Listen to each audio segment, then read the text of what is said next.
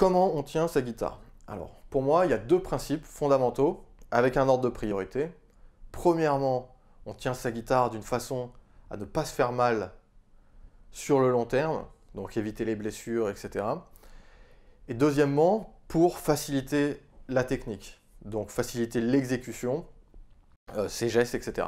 Donc ici, qu'est-ce que ça implique? Ça implique qu'on va positionner sa guitare par rapport à sa propre morphologie. Et ça, c'est très important. Il n'y a pas une seule façon de tenir sa guitare et point barre. Non, on adapte des principes du corps par rapport à sa morphologie. On prend sa guitare, le petit renfoncement ici, on le pose sur sa cuisse.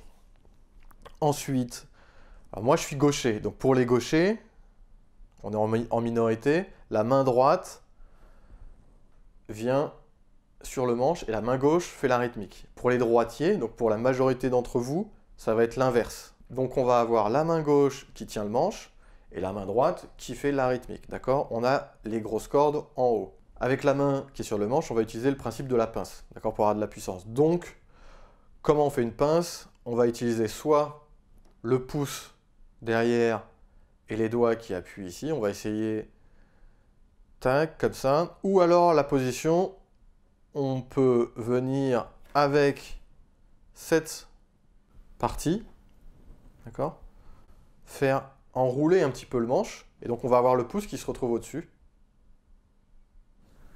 Et les doigts ici. Les deux techniques sont très bien, elles marchent très bien. On a une technique ici qu'on va utiliser par exemple beaucoup pour faire des accords ouverts avec le pouce en haut, ce qui va nous permettre de bloquer des cordes ou carrément d'aller jouer avec le pouce, ça sera une technique un petit peu plus avancée.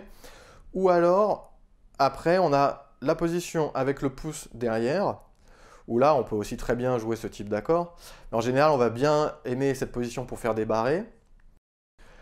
Pour faire aussi certaines choses techniquement, si on doit faire des extensions, etc. D'accord, on va bien aimer la position avec le pouce derrière. Donc les deux techniques marchent vraiment très bien. Et alors au niveau de l'angle, en fait, la guitare, si moi je me mets droit ici, voilà. Là je suis dans un axe, vous voyez, je suis plus du tout dans l'axe de la caméra. Je suis dans cet axe-là. Et en fait ma guitare, je vais la repousser. Je tourne la tête et là vous allez voir vous un axe droit. D'accord? Donc vraiment, par rapport à mon corps qui est là, je repousse ma guitare. Hop. Ok, pourquoi? Alors, pour deux raisons. La principale, pour moi, elle est là.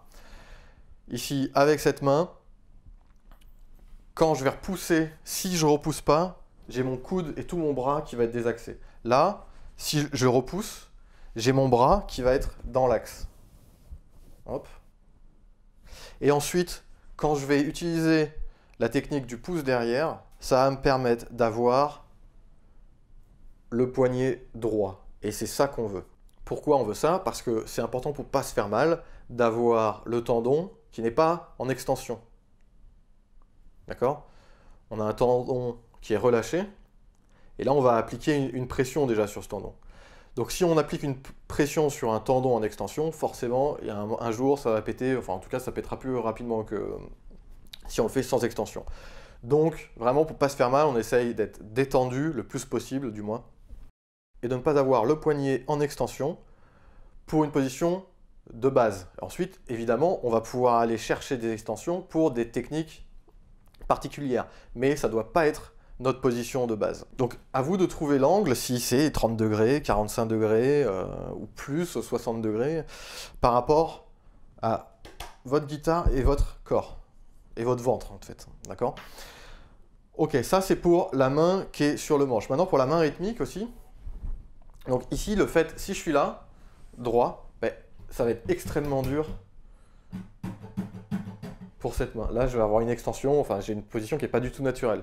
Si je la repousse, là mon épaule elle est relâchée. J'ai pas beaucoup de choses à faire. Donc du coup, je vais être dans une position beaucoup plus naturelle et forcément au niveau des douleurs sur le long terme, ben, ça sera beaucoup mieux d'être dans une position où on a l'épaule relâchée de base. C'est exactement le même principe pour la guitare électrique. Il n'y a rien qui change, c'est juste que sur la guitare électrique, ben, c'est plus facile, c'est un peu moins physique la guitare électrique.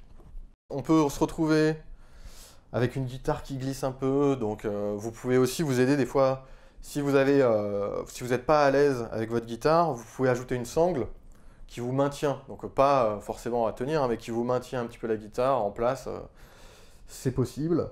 Et puis sinon, on va retrouver le même principe, hein, de position pour les deux mains. Il n'y a rien qui change.